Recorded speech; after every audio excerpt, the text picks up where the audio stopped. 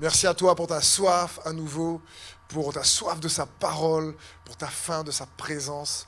Et dans cette deuxième partie sur la puissance de l'action, j'aimerais vraiment mettre l'emphase sur la foi et d'action. Souvent, on désire changer, souvent, on désire être transformé, mais l'action est réellement le carburant qui emmène la transformation. Et nous devons réaliser cela. Ce n'est pas juste, oui, je suis pour la confession de foi et confesser et déclarer, et c'est une bonne chose. Mais Dieu ne fait pas de différence, lui, entre la confession et l'action.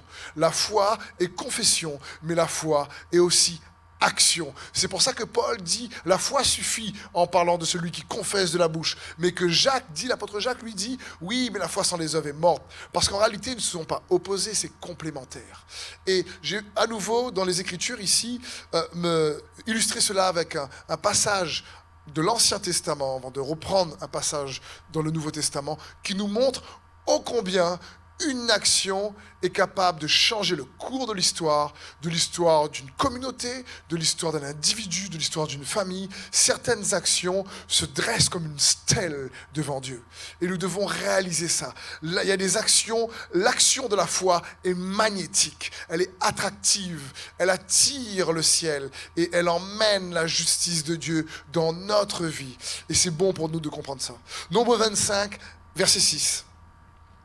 À ce moment survint un Israélite, amenant vers ses compatriotes une fille madianite, sous les yeux de Moïse et devant toute la communauté des Israélites, qui pleurait à l'entrée de la tente de la rencontre. Voyant cela, Phinehas, fils d'Éléazar et petit-fils du prêtre Aaron, se leva du milieu de la communauté, saisit une lance et suivit cet Israélite jusqu'à dans la partie arrière de sa tente. Là, il transperça tous les deux, l'homme et la femme, d'un coup en plein ventre, et le fléau qui sévissait parmi les Israélites cessa. Mais il avait déjà 24 000, le fléau avait déjà fait 24 000 victimes. Alors l'Éternel parla à Moïse en ces termes. Phinehas, fils d'Éléazar, petit-fils du prêtre Aaron, a détourné ma colère des Israélites, car il a pris vivement à cœur mes intérêts. Aussi, je n'ai pas exterminé les Israélites dans ma colère, de les voir bafouer mon amour pour eux. C'est pourquoi, déclare-lui que je conclus avec lui une alliance de paix. Cette alliance lui garantira, donc à Phinehas, à lui et à ses descendants, le sacerdoce à perpétuité, parce qu'il a pris vivement à cœur les intérêts de son Dieu et qu'il a accompli un acte expiatoire pour les Israélites. Waouh! Donc ici, on est toujours dans un contexte de l'Ancien Testament. Le peuple, les Israélites sont à nouveau dans l'idolâtrie, dans la désobéissance, ils vont faire des cultes aux faux dieux en étant séduits par les femmes madianites. Il y a une plaie qui arrive, ils sont dans une désobéissance flagrante envers l'Éternel. Et il y a une colère qui est là. Et Phinehas, le petit-fils du prêtre Aaron, voit un Israélite arriver avec une étrangère, une femme madianite. Et il décide de tuer cet homme et cette femme. Alors encore une fois, c'est l'Ancien Testament. Aujourd'hui, cette violence n'est plus envers les gens, mais nous n'avons plus à lutter contre la chair et le sang, mais contre les principautés, les dominations, les esprits mauvais dans les lieux célestes. Ça parle aujourd'hui, ça illustre une violence spirituelle, mais l'acte, l'action, l'engagement est une illustration de ô combien on doit être ferme dans nos engagements envers Dieu. Et ce qu'il y a d'extraordinaire, c'est que l'action de Phinehas lui garantit une alliance personnelle avec Dieu, change le cours des événements en Israël et arrête la malédiction sur le peuple et attire la bénédiction sur sa famille et sa descendance. Il y a de la puissance dans l'action. Une action que tu peux faire peut attirer l'attention du ciel, de Dieu. Une action que tu peux faire avec foi peut révéler à Dieu ô combien tu désires servir ses intérêts. Et c'est bon pour nous de voir cela. Parce que l'action de la foi produit une demande, non seulement sur la justice du ciel, mais sur l'onction de Christ, sur la présence de Dieu. La présence de Dieu ne reste pas insensible à l'action de la foi. Et dans le Nouveau Testament, il y a un passage qui illustre bien cela également, dans Luc 8, à partir du verset 41. Et voici il vint un homme nommé Jairus, qui était le chef de la synagogue.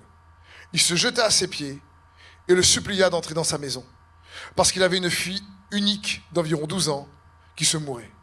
Pendant que Jésus y allait, il était pressé par la foule.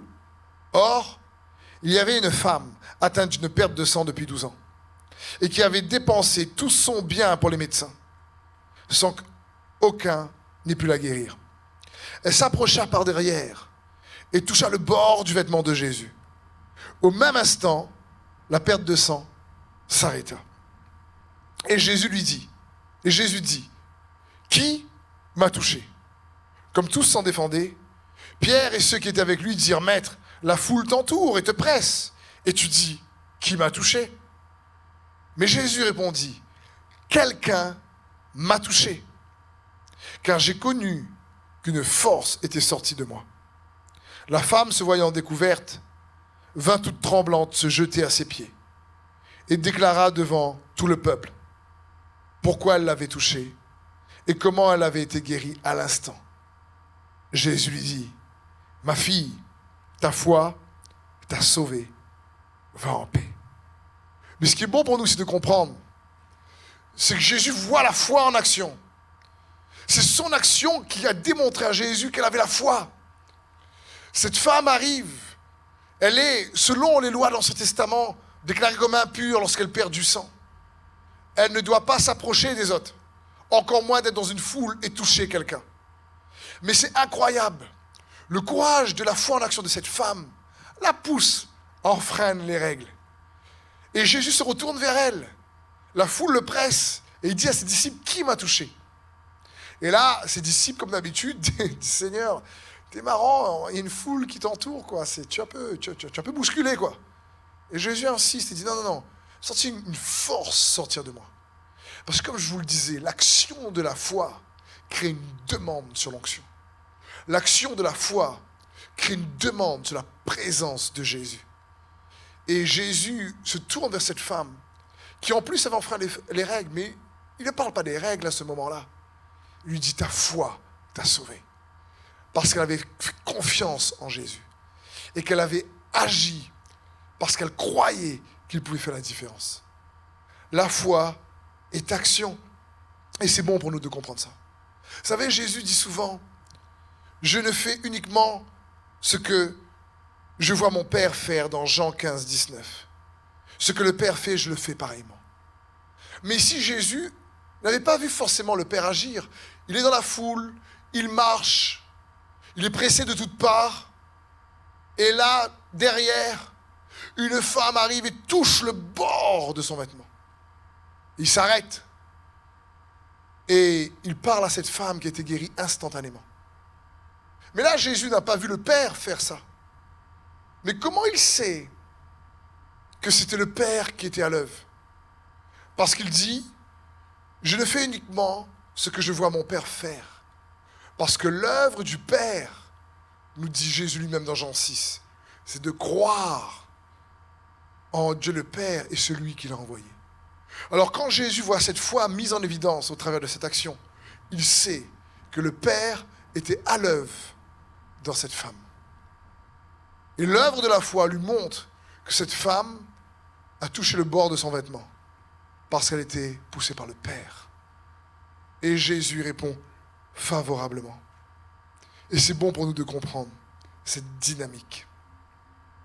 Il n'a pas reçu de direction précise à ce moment-là du Père. Vous ne pouvez pas savoir.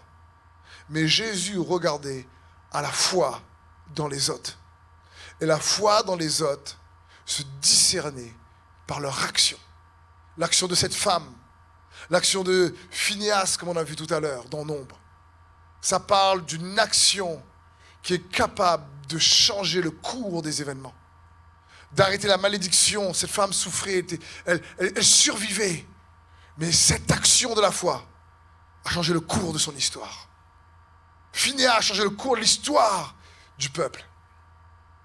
Alors c'est important de réaliser que souvent nous sommes à une action d'une grande bénédiction, à une action d'être délivré de certaines addictions, à une action d'une puissante transformation, à une action d'expérimenter une puissante libération. La foi est action et la puissance dans l'action. L'action de la foi en Jésus-Christ, au travers de Jésus-Christ et par Jésus-Christ. Saint-Esprit maintenant même sature mon frère, ma sœur qui regarde ce message de ta présence.